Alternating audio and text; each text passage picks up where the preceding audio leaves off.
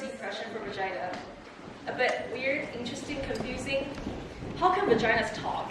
Why do we even talk about vaginas? Well, you will find out tonight. Just a few disclaimers, warnings before everything starts. The name of the vagina monologue is no intention to exclude any people with or without vagina. It's just a symbol of unspoken or stigmatized issues revolving around sexual experiences and violence. Second, most of us are not going to use any microphones because we believe our voice is really powerful. So please keep your volume a little bit down. And the stories and scripts in the show are mostly collected from members of AC community, but some of the stories we perform are not necessarily our own stories. So please don't gossip around or trivialize or relate to any of the personal performers, as they all take courage to stand here and speak up. Lastly, there are trigger warnings of explicit language of children's sexual abuse, rape, etc. So please be aware of it. So let's begin. Woo.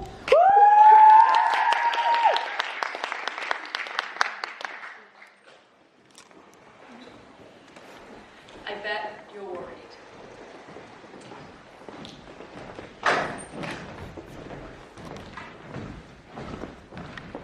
We were worried. We were worried about vaginas. We were worried about what we think about vaginas and what we don't think about them. We were worried about vaginas. They needed to be in context, a culture, a community of vaginas. There's so much darkness and secrecy in there. Like Bermuda Triangle, nobody ever reports back from there. In the first place, it's not so easy to even find a vagina. Often go weeks, months, sometimes years without looking at it. A student leader was interviewed and said she didn't have time. She was too busy. Looking at her vagina, she said, it was a full day's work.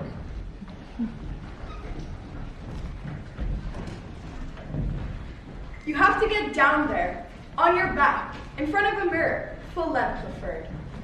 You have to be able to see your vagina. You have to get in the perfect position with the perfect lighting. And even then, your vagina is still somehow shadowed by the mirror and by the angle you're at. You get all twisted up. You're arching your back, killing your neck. It's a waste of time, she said. She was busy. There were vagina story collections, which became vagina monologues. Over 20 people in AC were surveyed and interviewed. Older women, younger women, single women, married women, lesbian women, American women, Asian women, Hispanic women, African women, Jewish women. Okay, at first, women were reluctant to talk. Let's just start with the word, vagina. It sounds like an infection at best, like a medical instrument. Harry nurse, give me the vagina. Vagina. Vagina. Doesn't matter how many times you say it, it never sounds like the word you want to say. What a totally ridiculous, a completely unsexy word, vagina. Try saying it during sex while being totally politically correct. Darling, stroke my vagina. That would kill the mood, right? We're worried about vaginas, what we call them and don't call them. We were worried about vaginas. Good. Vagina. Vagina. Pachu, Vagina. 阴道 vagin, Pussy. 阴道 阴道 tried it. We were worried about vaginas.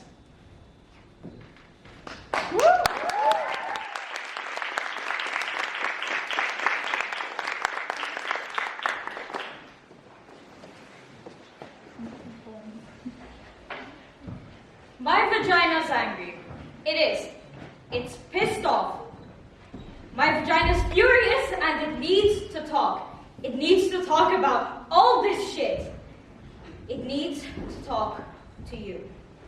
I mean, what's the deal? An army of people out there thinking up ways to torture my poor ass-loving vagina. I mean, spending their days constructing psycho products and nasty ideas to undermine my pussy. All this shit they're constantly trying to shove up us, clean us up, stuff us up, make it go away. Well, my vagina's not going away. Like tampons. What the hell is that? A wad of dry fucking cotton stuffed up there. Why can't they find a way to subtly lubricate the tampon? As soon as my vagina sees it, goes into shock. It says, forget it. It closes up. But you need to work with the vagina. Introduce it to things. Prepare the way. That's what foreplay is all about.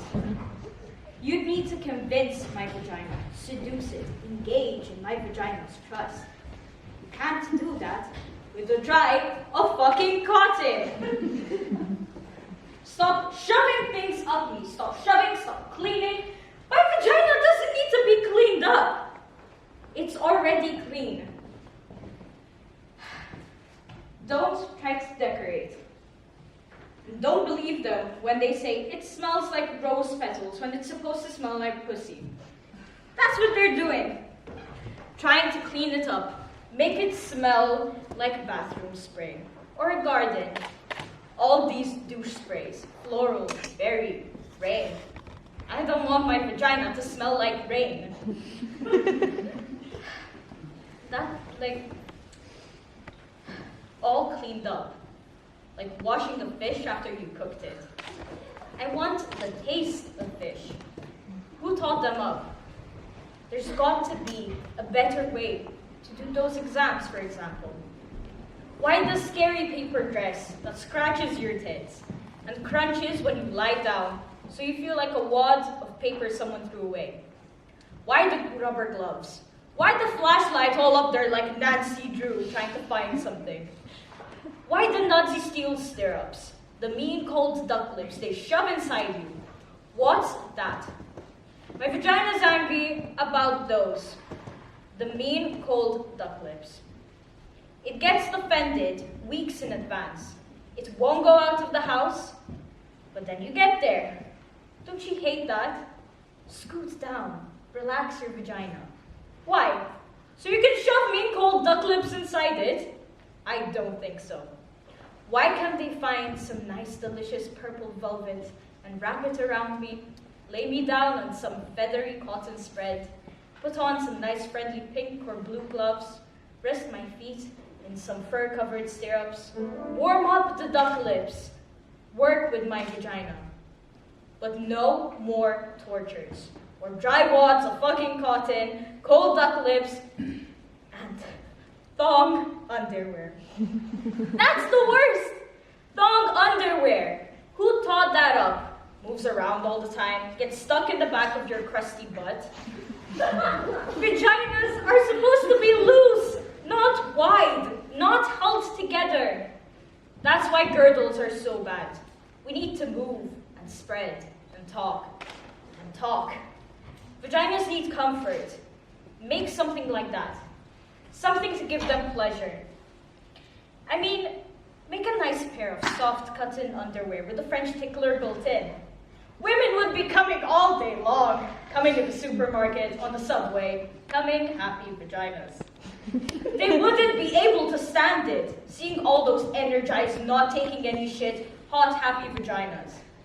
If my vagina could talk, it would talk about itself, like me.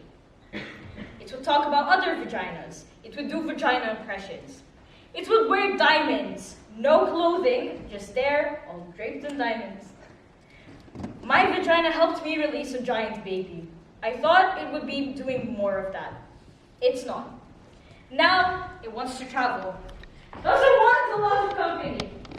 It wants to read and know things and get out more. It wants sex, it loves sex, it wants to go deeper, it's hungry for depth. It wants kindness, it wants change, it wants silence and freedom and gentle kisses and warm liquids and deep touch. It wants chocolate. It wants to scream 24/7. It wants to stop being angry. It wants to come, it wants to want, it wants my vagina, my vagina. Well, wants everything.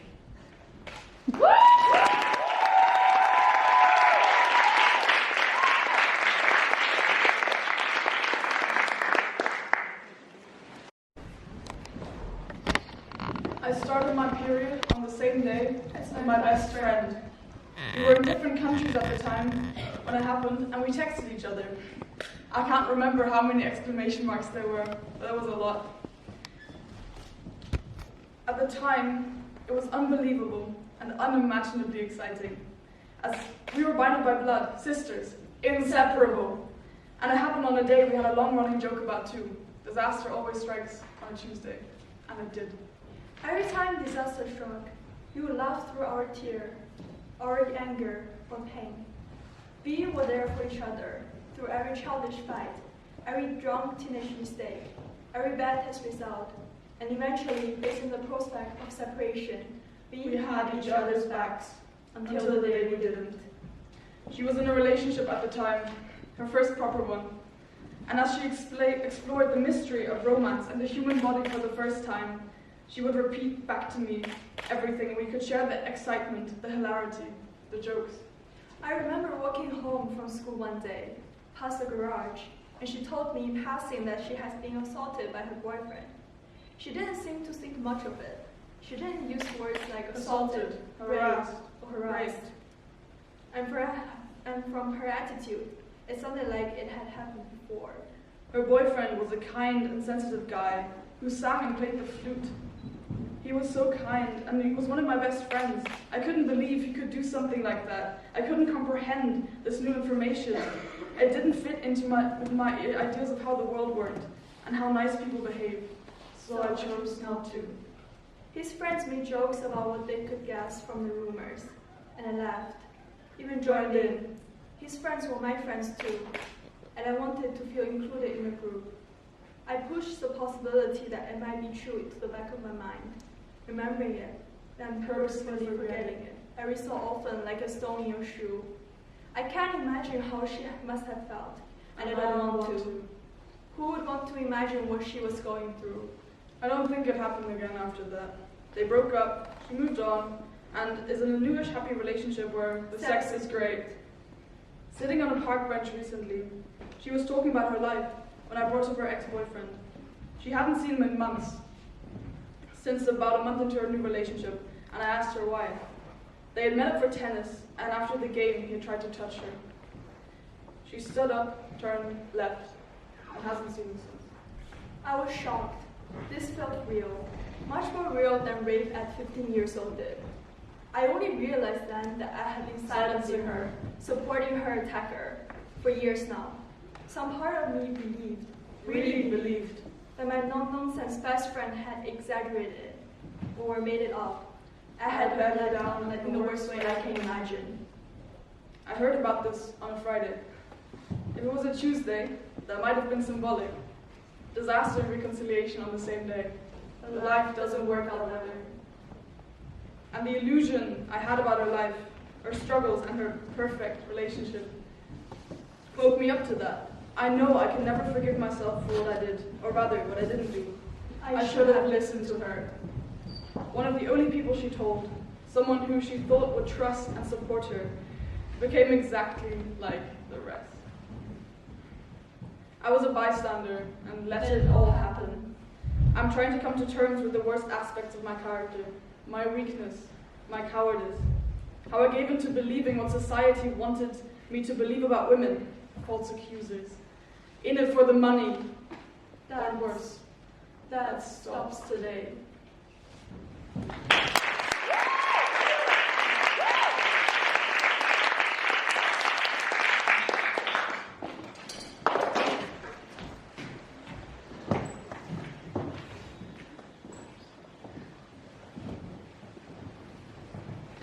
The story I'm gonna tell is adapted from a book. In Chinese, it's called Fang Siqi de 初恋乐园. English, Fang Siqi's First Love Paradise, written by Taiwanese writer Yi Hanling, who wrote about her own story and committed suicide after the book was published. So this performance is really for her because she influenced me a lot and partially made me a feminist. I went to a bookstore next to my home right after my 16th birthday. There were always some new published biographies written by victims of kidnapping or rape. I would stand right there in the store as if I was attached to the ground that I couldn't move and read the books from the very beginning. Even though the rape cases in the book were really different from what I was experiencing, I feel relieved and even happy that there are some people in the world who are suffering the same as I was, who were also raped. I feel relieved indeed, but also felt disgusted. I asked him, "Who am I? Your mistress?" "Of course not. You're my baby. You're my girlfriend, my love of my life." "But you also have your wife, your daughter. Every time I look into their eyes, I feel the pain, and they come out in my dreams. Do you understand that?" "Well, there's always sacrifice in love," he responded without even looking at me. I knew he would start his speech about the nobility of our love and relationship again. I pressed the mute button in my mind and could only see the meaningless movement of his mouth. He started the rape, or should I say his definition, the relationship, when I was 12 while he was 37 years older. He moved to the apartment upstairs and always came around to talk to my parents. One day, he came down and broke into my favorite movie time with my besties and asked if we were willing to attend a free writing tutorial session in his house. That's when I started to understand everything comes at a cost. I went there every alternative days, and I gradually knew what would happen to me every time I saw there were no writing pieces and ball pens that were supposed to be ready for the writing session on the table, and hear the sound of shower. Here comes my tuition fee. He completely distorted my definition for love and relationship. He always says, "We might not have a good ending, I know that. It might be tragic, but if you meet a good guy in the future, I will not let you go. Just go with him. Don't look back, but please keep those joyful memories in your mind." I want to laugh. I want to laugh out loud, trying not to be sarcastic. Do you think I will still believe I can still fall in love with the normal guy and then have a normal relationship after what you've done to me? How can you ask me to forget about that after me being torn into pieces by you and to walk in the sun with that innocent guy? How can you even order my brain to not dream about you all the time that I was too scared to fall asleep? You want an innocent guy to forgive me, to accept me when even I cannot accept myself. You want me to experience true love when you define love for me. How? How could you do that? While these thoughts walked through my mind, I couldn't talk. I just closed my eyes, waiting for his lip to come down, once in 1,000 times. On dinner table, I asked my mom, "It seems that our home will have comprehensive home education, everything, math, English, Chinese, but we don't have sex education?" My mom got shocked and responded, "What? Sex education? Isn't that for the people who need sex? Do you need sex?" I didn't think so. At that moment, I suddenly realized that my parents will be absent from this class of sex education forever. Or they thought the class hasn't started. They have already slept through the class and might wake up to find nothing familiar and everything distorted.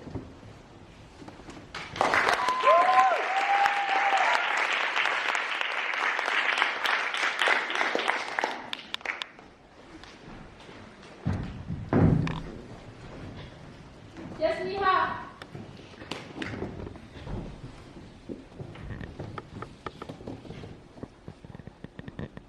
When I was 11 years old, I used to walk back home from my new school every day along an isolated alley.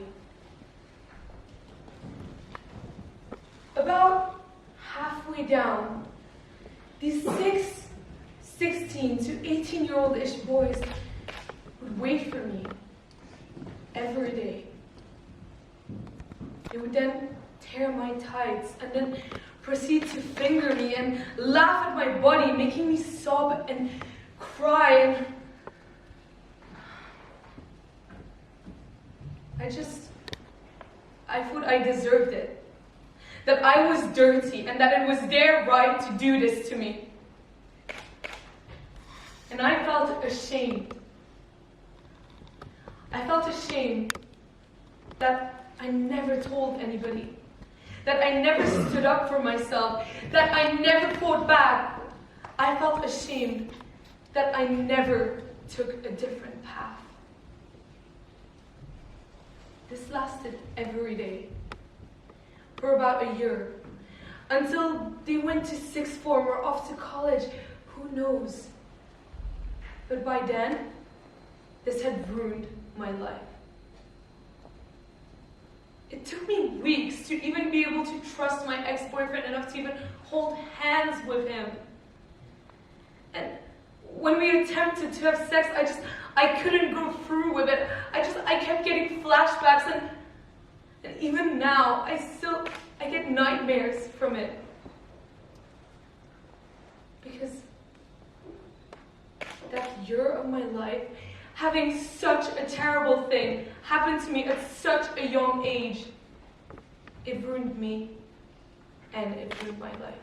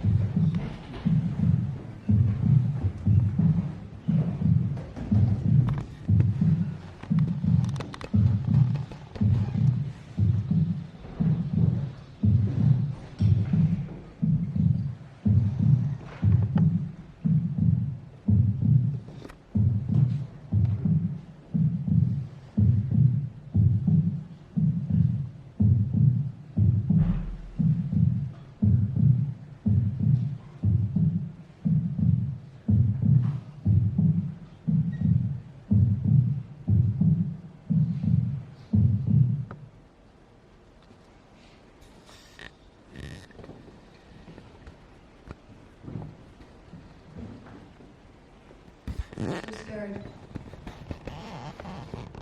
I feel sick and disgusting. I don't know what to do. What's Dad gonna think?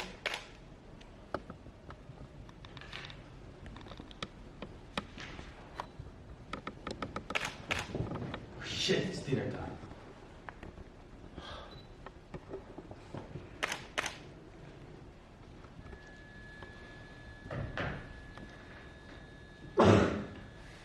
Dad, can I, never mind. That's good, darling, that's good. How did your history test up? Well, I got a 9 for my maths yesterday. Yeah, I know that. But what did you get for history? I didn't do it, Dad. What do you mean you didn't do it? You know what the rules are. You cannot just skip a test. I know, I Well, know, we'll talk about it later. It's dinner time. Let's get some food. What are you waiting for? Dad, I can't go. What do you mean you can't go? I can't stand up. Young lady, I'm done with your teenage issues. Let's go. Dad, I actually cannot What do you mean you stand can't up. stand up? I leaked through. You did what? Leaked through. Oh shit. Oh my Jer! Why did you do this? God! Are you serious? Are you serious? Why did I do this? What? Do you think I did this on purpose? Do you think I wanted this to happen? Do you think I felt like, oh yeah, let's do this, like I want this to happen, like I feel comfortable even talking to you about this? Do you think I wanted this to happen? I miss Mom. Oh, you're gonna bring her on? Yes, because if she was here, she would have known what to do. Unlike you, Hey. you obviously don't know what to do. It's not my position, is it? Oh, it's not your position. Well, you're my parent. Well, You're my dad. I'm a man. You I'm know. supposed to know That's this. exactly the problem. You don't know. You should What? be knowing. Yes, you should be knowing. You don't even care. You don't care about me. What? You don't care about Mom. Hey, I miss her too, okay? I miss her too. I miss her too.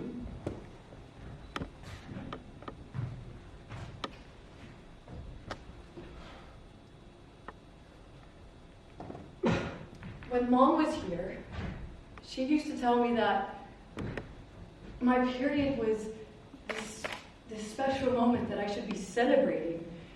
It was this sacred moment that I should be proud of, but talking to you about it, my own father, I can't. I can't. And I don't understand why. Even today, looking at the guys, I didn't dare to look at them because they looked disgusted at me. And I don't understand. I don't understand why, Dad. Why?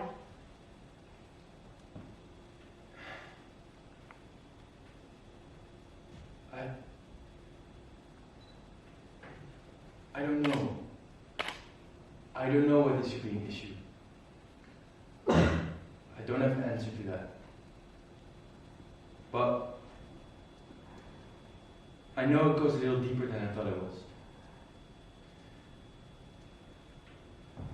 I know I might not be your mom, but can you tell me more about it?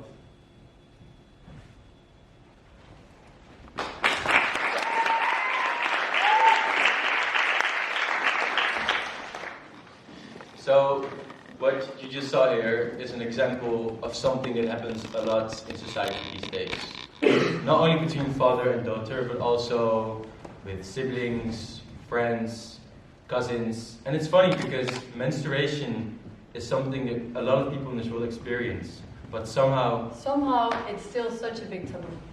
And that's why we wanted to show you guys that communication is key. We should be talking about this. We should be talking about this in our social circles, in our everyday life. We should make the unspoken spoken about. Yeah, so for the guys here in the room, when you leave this room, ask girls about their periods, because it shouldn't be an issue to ask about.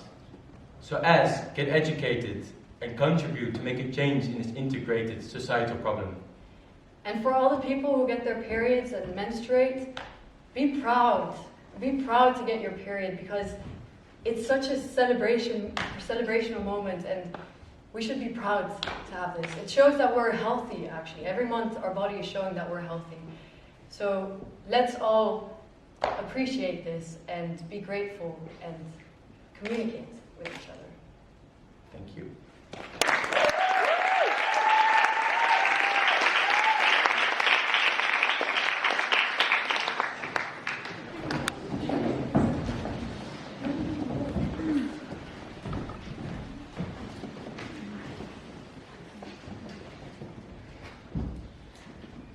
I am a veteran of the vagina monologues, seeing many of their incarnations come and go through the years.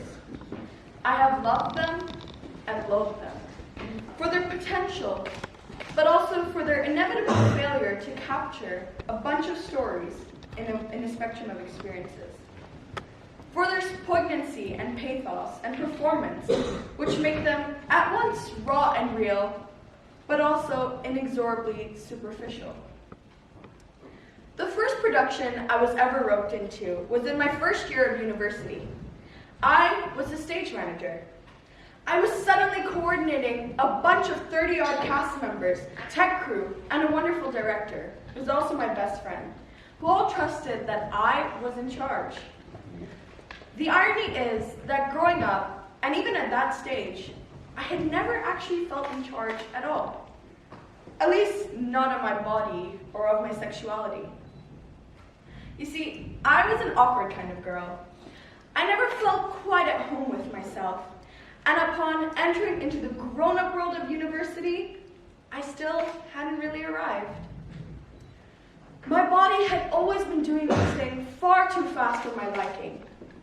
At age 10, I already looked like a full-grown woman. I was tall. I basically stopped growing at 11. The chairs and desks in my school were far too small for me. I could make the desk levitate by just clenching my thighs. It made me feel powerful, but in a way that felt undeserved and awkward. I felt like a curvy giant in a world full of children whose bodies still allowed them to be children. Boys were afraid of me. I was at least a head taller, and also in the 3rd grade, I kicked a bully in the balls and the image stuck. I sprouted hair in places that I couldn't even think about yet. I got my period when I was 9.5 years old, and maneuvering out of swimming lessons at school or playdates at the local pool became an experience of excruciating embarrassment. If only my body could have waited a year or 2 or even 3, and I would have been surrounded in the safe camaraderie of others like me. Back then, I was a freak. My body was too large, too complex, too active, too demanding, and my mind just wasn't ready for it. So I did my best to not think about it too much, to live inside of it as best as I could, without engaging in its whims and desires too much. This worked for the most part. I did things I loved. I had intense and intimate friendships that meant I was never alone. I kissed a few boys, fooled around, but it never felt as exciting as everyone else made it out to be. I don't think I was prudish. It all just never seemed to make sense to me. Maybe that's just not for me, I thought, and that train of thought went no further. I was totally and utterly oblivious. You see, I didn't even actively hate my body like so many other teenagers do. I had simply learned not to pay too much attention to it. For all the awkwardness and discomfort that it had caused me in my adolescence, I had come to peace with it. But it was the kind of peace that is based on disengagement, a sort of distant coexistence. My vagina and my brain felt further apart than they actually were. I mean, I was tall, but not that tall. And there she was. Robin was so cool, it hurt. She rode through the city on her beat-up bicycle. Her crazy bleached curls stood up in the wind, making her look like an absolute badass from some golden age documentary about the golden age of punk. She was in her final year. She knew stuff.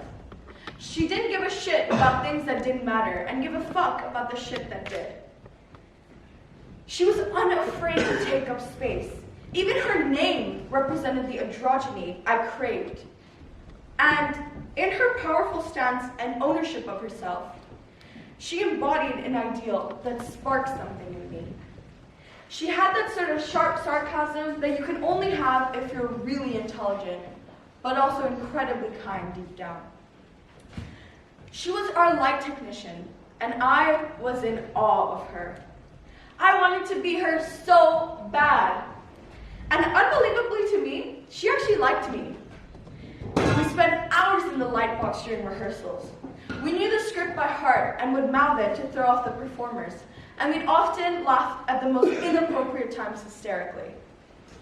We also started to hang out outside of rehearsals. Conversation was easy, and our silences were meaningful. My first kiss with her felt like what it would have felt like when humans kissed for the very first time. Weighty and profound. So that's what it's about, my mind exclaimed. Yeah, duh, my body responded. It seems so silly in hindsight, so minor, so small. Robin didn't stick around for too long. The play was a roaring success with all 3 nights sold out. But then she got annoyed with herself and with me. She was a final year student, she had her final thesis to write, and I, a carefree first year student. She broke my heart. She moved to Australia. and I took way too long to get over her. So this story is completely cringeworthy and full of so many cliches that you couldn't even make it up if you tried. It's the kind of embarrassing stuff that makes people want to burn their teenage diaries. But I own it, and I cherish it. Because I look back at this awkward and cringy time of my life with great relief and gratitude. Because this is when my body and my mind finally started to talk to each other. Turns out, they're great conversationalists, and they're getting on just fine now. Thank you.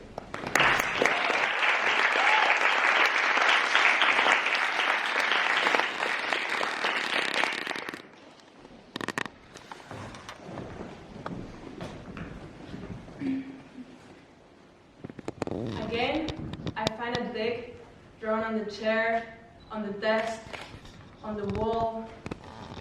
But how do vaginas look like? Another group of guys in my primary school jiggling around a phone. What are you looking at? Men stuff. But it was a woman, the one falsely moaning in front of a camera for their enjoyment. The break bell rings again, and the girls sit outside the classroom.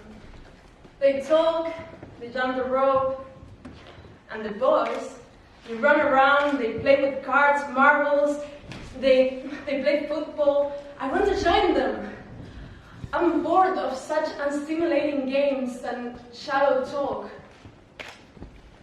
Tomboy, the girls shouted at me. Some of the boys repeated, even though they were playing with me before. I have to start wearing a bra. I can't run around shirtless anymore. It is really hot. 40 degrees, I'm sweating. My dad is not wearing a shirt. The boys that I see outside in the street aren't either. The cotton sticks to my skin, heavy with sweat. I pour more water on my neck and on my face. Now, I'm on the school bus. The twins are right behind us, and they're trying to call our attention. They pull their pants down. They show us their penises. I turn around. I cover my eyes with my fingers, but I peek through because I'm 8 and I'm curious. But how does a vagina look like?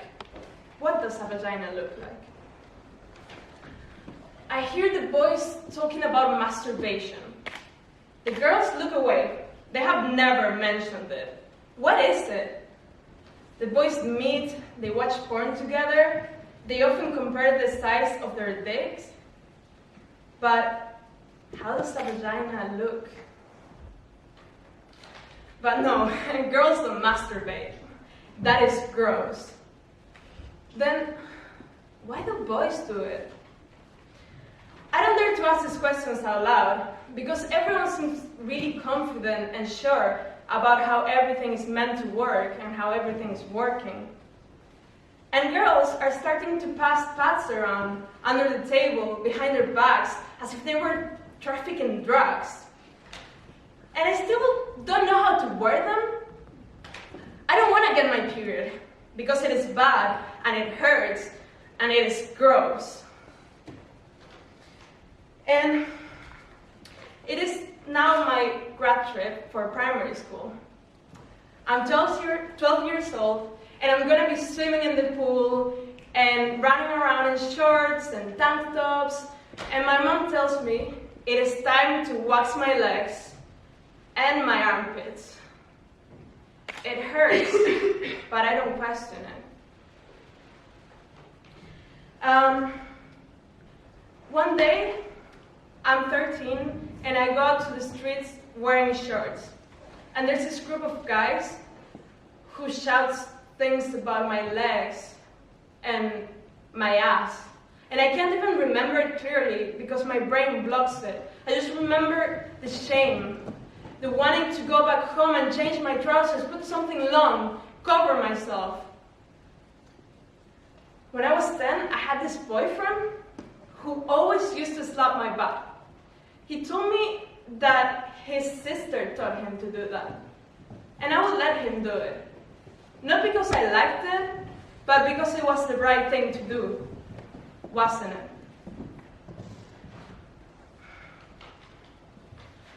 I'm 14 and I'm drunk. I'm in my... There's this guy who keeps flirting with me and dancing really closely. He's 18. Then he kisses me and I follow, even though it feels weird and wrong, because I don't know what is going on, because I'm too young and too drunk to notice. Then he slips his hand under my shirt. He goes lower. I take it, I grab it and take it away. He does it again, and again, and again. Every time I take it away, he keeps lowering it. I want to leave, but I don't think that is right, because I'm meant to like this. Why am I not enjoying it? I tell him that I want to go outside with the others. He says he doesn't want to. I insist, he insists, I insist, he insists, I push him off. And I manage to go outside with the others. Later on, in the night, he grabs me again, and he tells me he wants to go to one of the rooms. I tell him I don't want to. He insists. I don't want to. He insists. Please. Okay. I just want to sleep. But I give up. Okay. Only if you promise that you won't do anything. I don't want to have sex. So we go there. And he starts kissing me and touching me. And I don't want to. I just want to sleep. But he keeps touching me and forcing me, even though I push him off. And then he starts puking. And I managed to run away.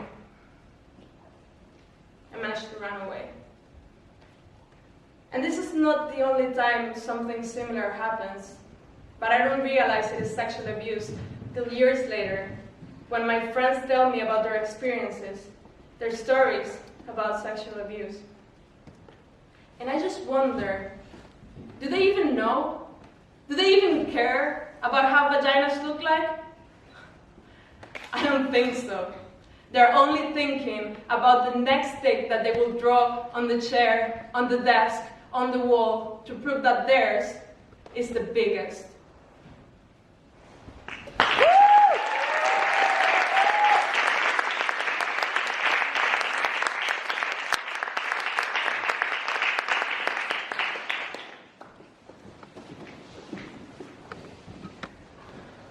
Once I was on the way to Cardiff in a car with my Link family.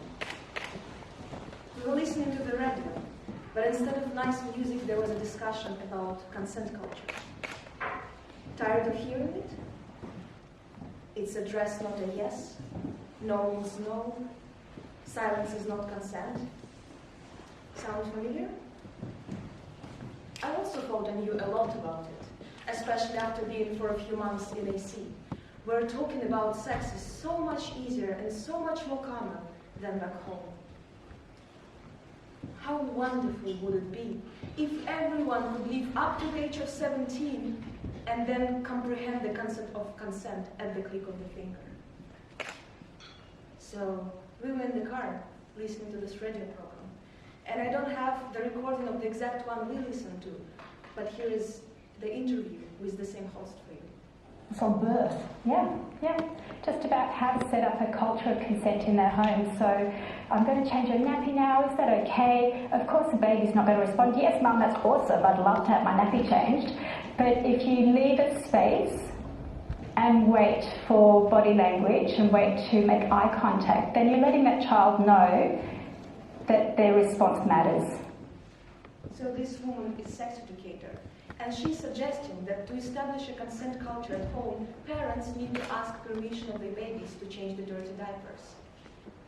Can I guess your first thoughts? No, this is crazy. This is too much. That doesn't make sense. Parents are parents. Am I right? So we were in the car listening to this program, and you know what I thought? I thought that this is a brilliant idea. I thought that this is the way everyone should raise their children. This is the way we all should learn about consent and control over our own lives. I felt happy. I felt relieved. I felt there's finally a solution. But then they opened a hotline for listeners to call and express their opinions. And again, I don't have the recording, but here are some quotes from Twitter today. You are an idiot, and you shouldn't work with children. Can you imagine showing up at the doctor's with your baby because due to a lack of permission you couldn't change its nappy for days, and now your baby has a skin condition? Sorry, but if a child has a dirty nappy, then their parents should change it because that's part of caring for your child properly, not because their child granted them permission. I've never been so confused in my life. Teaching children consent is 100% important, but come on, you've got to be kidding me. A child relies on their parents to take care of them, and that includes personal hygiene, especially as toddlers and babies. Good news, my 3-month-old baby has never given me permission to change his nappy, so I haven't, much less work this way. So we were in the car, listening to this program, and all of these angry, aggressive, stupid people trying to defend their unconditional right for a child. And I started to cry. I couldn't stop because it hurts so much to hear people talking about things they don't understand. While preparing for this talk, I found a video analysis of the response of this sex educator on all of the ridiculous comments she received. Have a listen. 1 in 3 girls, 1 in 7 boys will be sexually assaulted by the time they are 18 years old. 1 in 12 girls will be sexually assaulted before their 6th birthday. Okay, now, I don't trust one statistic ever coming out of the left. At all anymore, nothing. All from feminists. I don't trust any statistics at all. I think they will blatantly misrepresent, misuse information for their own political purposes.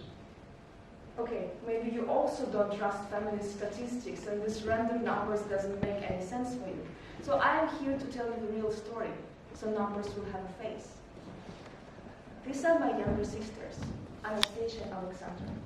Alexandra on the right is 10 years old now. This is my mom. She thinks that it's too early for Alexandra to know about sex because it will provoke early interest in sexual activity. Pretty reasonable. And here's me. On this photo, I'm 10. This photo was taken on the primary school graduation ceremony.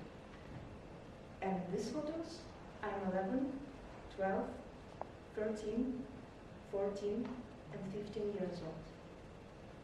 And during all of this time, I was sexually abused. By the way, can it be considered consensual or non-consensual if you have no clue what the fuck consent is? If you were never taught about sexual life or intimacy, how are you going to react on people touching you? Do you want to know my reaction? Numbness and fear. Oh, why didn't you run away and scream? I'm sorry, but you didn't bother to explain me what to do in a situation like this. I guess you wanted to talk about losing virginity when I'm 18, but thanks, it's too late now. But still, what about changing dirty diapers and asking babies for consent? Is it still relevant? Well, yes. Consent culture must exist primarily at home. Just because the biggest danger sometimes is coming not from unknown random people, but from the closest ones, like friendly cousins and smiling uncles inviting you to sit on their knees and play, or a friend of mother who just came to your room to say goodnight and accidentally touched you somewhere you didn't expect. Or it can even be a father, like it was in my case. Yeah, parents have an unconditional right. They don't need permission or consent because they are parents, the closest people of every child. I didn't know the word consent, but I still thought in this way. Parents can't harm me, yeah? Parents only do good. They're here to love you. So I just thought that's how we showed love to each other. I thought that this is probably what all daughters and fathers would do. He never asked me to keep it in secret, but I was so sure that it was something normal that I didn't even see the point of telling anyone. It's just like telling someone you went to the toilet, it's natural. He also never asked me to do anything. It was me, came again and again. What did you do after school? Walked with friends? Went to the cinema? Did your homework? Well, I had something more important to do. I felt I was obliged to do this, just to make him happier. And also, after spending some time with me, he could do something good for a house, like fixing a plumbing or changing a broken light switcher. And Mom was also happy when she came back from work. So as a child, I just thought I was helping everyone, and I was making my family happier. But later on, that ruined my whole life. Because when at 16 years old, I realized what I was doing, I felt so ashamed and guilty that there was no chance to recover. I blamed myself, a 10 years old girl, for not thinking, for doing awful things, for being stupid and naive. The first conversation with my mom was just a starting point of the long-term therapy that I'm still having right now. She blamed herself for not asking, for not suspecting, for not controlling. She told me that many years ago, when we were on family holidays together, my father tried to touch my elder sister, and she screamed and told my mom immediately. They decided to not tell me because I was too young to know. I must be grateful for such a careful protection. Well thought, I must grow innocent and modest like a true girl's supposed to be until the marriage.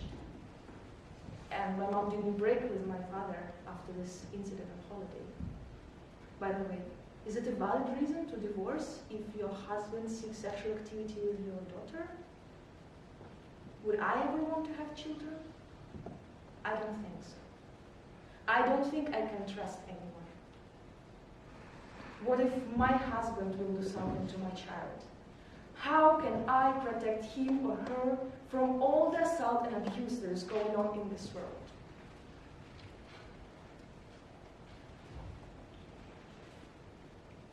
Someone will still reject the statistics. Well, I also don't believe in them. Because there are so many unreported child abuse incidents that people hide for years while feeling ashamed and depressed. Like these two men from the documentary film Live in the Netherlands. They are in the middle, but the film is about their childhood experience as friends of the famous pop singer Michael Jackson. They revealed that when they were 7 and 10 years old, the singer sexually abused them, while their mothers were next door, thinking that Michael is such a kind and hospitable person. Obviously, fans and relatives were very angry about the destroying the reputation of their beloved singer. When I watched the first part of the film, I felt like I'm talking to myself, or to the person that completely understands me for the first time. And for me, this film is not about Michael Jackson. It's about vulnerability of children, manipulation, parental alertness and attention. Near the end of the film, one of the victims said,